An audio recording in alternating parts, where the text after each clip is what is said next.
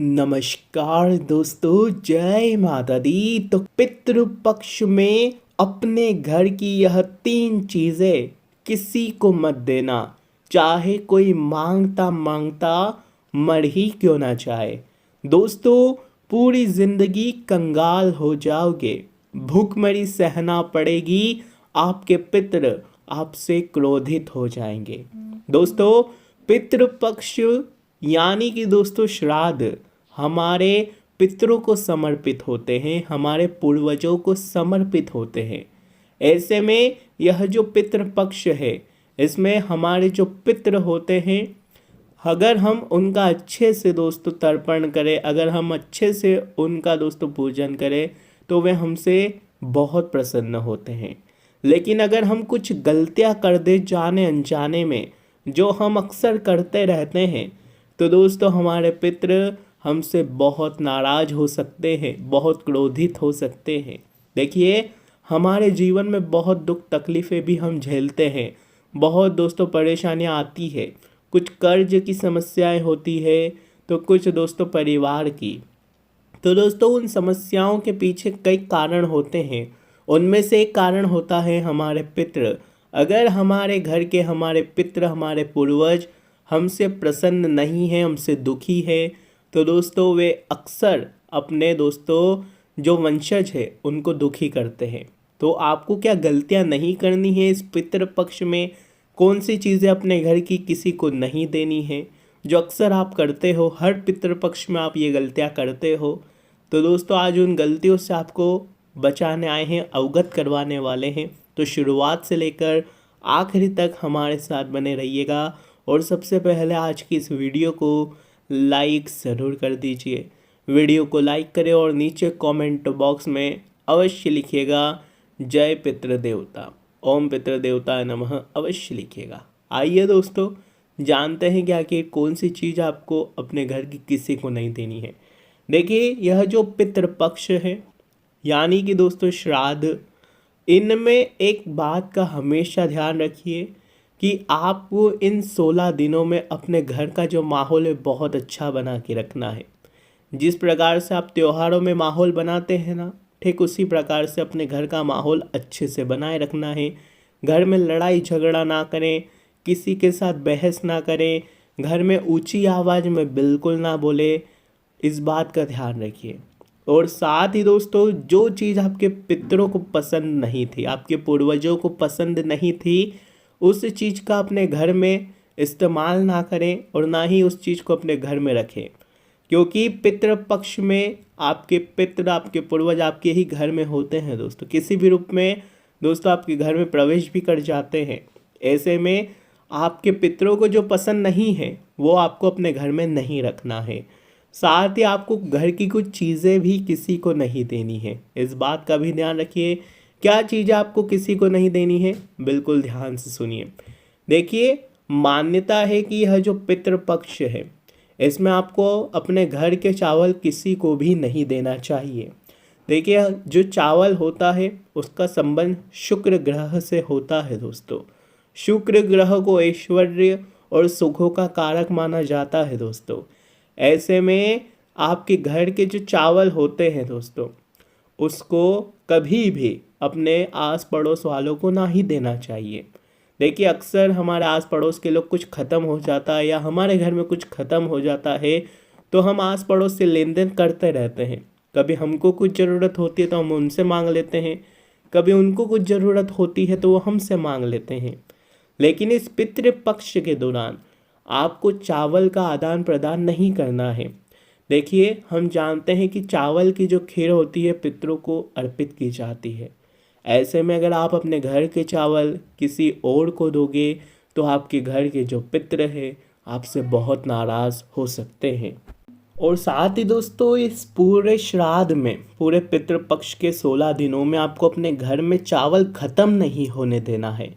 चावल तो ख़त्म होने ही नहीं देना है। थोड़े से चावल बचे और चावल बाज़ार से जाकर ले आओ और डिब्बे में भर दो। लेकिन कुछ चावल हमेशा देखिए, कभी चावल के डिब्बे को पूरा खाली ना करें। अगर खाली हो भी रहा हो तो उसमें 2-4 चावल अवश्य रखें, लेकिन रखना जरूर, पूरा भी सपाचट मत कर जाना दोस्तों। साथ ही एक बात का और ध्यान रखिए कि जब भी चावल खत्म होते हैं दोस्तों, तो घर में झगड़े होने शुरू हो जाते हैं, इस बात का ध्यान रखिए। अगला चीज़ है दोस्तों, घर का जो नमक होता है वो भी आपको नहीं देना है।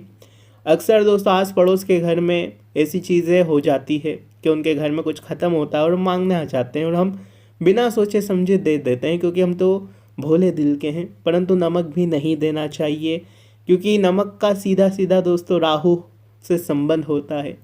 राहु की दृष्टि अगर आपके ऊपर पड़ी तो समझ लो जीवन में मुश्किलें शुरू। ऐसे में बच के रहना है और नमक किसी को भी नहीं देना है। साथ ही दोस्तों एक बात का और ध्यान रखिए कि इस पूरे श्राद्ध पक्ष में आपको अपने घर का बना हुआ खाना भी किसी और को नहीं देना है। किसी और को यानी कि अपने घर का बना हुआ आस पड़ोस के लोगों को नहीं देना है। आपको दोस्तों अपने घर पे बनाया हुआ जो खाना है किसी गरीब ज़रूरतमंद को देना है। ऐसा नहीं कि आपने अपने घर में खीर बनाई और आपने आस पड़ोस में वितरित कर दी, ऐसा नहीं करना है। खीर बनाओ, लेकिन वो देनी किसको है? किसको देनी है? सबसे पहले कुत्ते को देनी है, फिर गाय को देनी है, और उसके बाद आप चाहे तो आस पड़ोस वाले को दे दें, लेकिन सबसे पहले कुत्ते वगैरह को दे। फिर जो भूखा रहता है, जो भिखारी होते हैं, जो ज़रूरतमंद होते हैं, उनको देना है आपको। अपने आस पड़ोस के लोगों को नहीं देना है। अगली चीज़ भी आप ध्यान से सुन लीजिएगा, क्योंकि ये जो पितृपक्ष है दोस्तों बहुत नियम कायदे वाले हैं दोस्तों। अक्सर हम दोस्तों भगवान के काम में नियम अपनाते हैं, भगवान के कामों में हम नियम बहुत ज़्यादा रखते हैं, व्रत रखते हैं, पूजा में नियम रखते हैं, लेकिन पितृपक्ष में नियम नहीं रखते हैं और समस्या वहीं से आती है दोस्तों। हम अक्सर भगवान को कोसते हैं कि भगवान मैंने आपको बहुत पूजा, बहुत आपसे विनती करी, हर प्रकार की मैंने उपाय कर लिए, लेकिन आप तो मेरी मदद कर ही नहीं रहे हो। तो देखिए वो तो आपकी मदद करेंगे, लेकिन कब करेंगे? जब आपके घर के जो पूर्वज जो पितृ है वो खुश रहेंगे, क्योंकि कृपा वहीं से रुक रही है, जो चीज़ें हैं वहीं से खराब हो रही है। आपके पितृ ही आपसे प्रसन्न नहीं है तो फिर भगवान क्या करेंगे? भगवान लाख चाह कर भी दोस्तों आपको खुशियाँ नहीं दे पाएंगे। पहले घर के पितरों को खुश करो, फिर भगवान को खुश करो। देखिए जिस तरह से हम घर के जो छोटे बच्चे होते हैं हम उनकी खुशी का ध्यान रखते हैं, हम उनको रोने नहीं देते। वो जैसे ही रोते हैं हम उनको चॉकलेट दिला देते हैं, आइसक्रीम दिला देते हैं।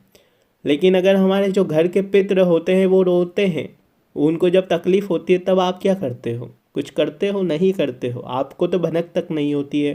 भनक कब पड़ेगी? जीवन में कुछ तकलीफ आ रही है, कुछ संकेत मिल रहे हैं आपके भेजे में, यानी कि आपके सपने में आपके पितर आ रहे हैं, तो समझ जाओ कि कोई ना कोई गड़बड़ हो रही है। वो गड़बड़ सुधार लो, वो चीज़ें सुधार लो। आपके पितरों को दोस्तों हर मांगलिक कार्य पर याद करो, मन ही मन में दोस्तों। देखिए आपके घर में किसी की शादी हो रही है तो आपके पितरों को 2 मिनट याद कर लिया कि आपकी कृपा से सब कुछ हो रहा है, आप सब संभालना, आप सब देखते रहना।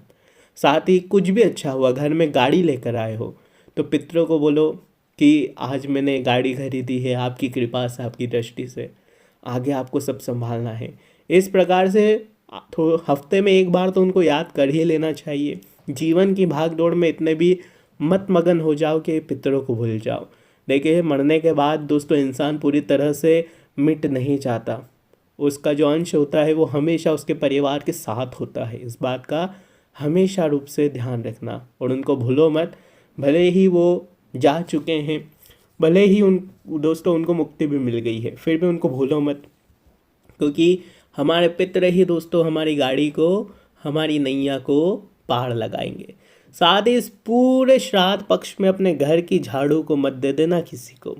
कोई बाहर का मांगे कि 2 मिनट आपकी झाड़ू दीजिए, बाहर झाड़ू निकालनी है, मना कर देना मुंह पर, क्योंकि झाड़ू माता लक्ष्मी का वास होता है दोस्तों। उसमें घर की दरिद्रता को हटाने का काम करती है, खुशहाली लेकर आती है, तो देना मत किसी को। और साथ ही दोस्तों घर की रसोई घर जो होता है दोस्तों, उससे भी संबंधित कोई चीज़ आपको नहीं देनी है, चाहे वो तवा हो, चिमटा हो, बेलन हो, कुकर हो, कोई भी चीज़, कोई भी उपकरण, कोई भी साधन आपको नहीं देना है। अब दोस्तों एक बात का और विशेष रूप से ध्यान बना ले, देखिए जीवन में आने वाली कई मुसीबतों से निपटने के लिए पत्नी के द्वारा बचाया ही धन काम आता है। अक्सर जीवन में मुसीबतें आ जाती है तो काम कौन आता है? पत्नी के द्वारा बचाया हुआ धन। इसलिए अपने पत्नी के द्वारा बचाए हुए धन को भी किसी को नहीं देना है, क्योंकि ऐसा करने से माता लक्ष्मी रुष्ट हो जाती है। साथ ही दोस्तों, इस श्राद्ध पक्ष में आपको घर के जो आभूषण होते हैं, महिलाओं के, बहनों के, माता के आभूषण किसी को नहीं देना है, उधार नहीं देना है। देखिए, कुछ होती है जो बहन बेटियां जो दूर की होती, कुछ रिश्तेदार होते हैं कि ला तेरा हार दे दे, आज मेरे को पहनना है, ला तेरी चूड़ियाँ दे दे, मेरे को पहनना है। तो बिल्कुल मुंह पर मना कर देना, वरना आपका भाग्य पर बुरा असर पड़ेगा, आपके पितृ नाराज हो जाएंगे। साथ ही दोस्तों, जाते जाते एक और बात कहना चाहेंगे कि इस पूरे श्राद्ध पक्ष में एक बात का विशेष रूप से ध्यान रखना कि चाहे थोड़ा सा दोस्तों इस श्राद्ध पक्ष में आपको बुरा लगेगा, थोड़ी सी मायूसी छाएगी, अंदर ही अंदर रोने का मन करेगा, तो इसका मतलब है आपके जो पितृ है आपसे प्रसन्न हो रहे हैं। चिंता ना करें, सब कुछ बढ़िया होगा। जो बताया है वो करते रहें। आज की वीडियो में बस इतना ही।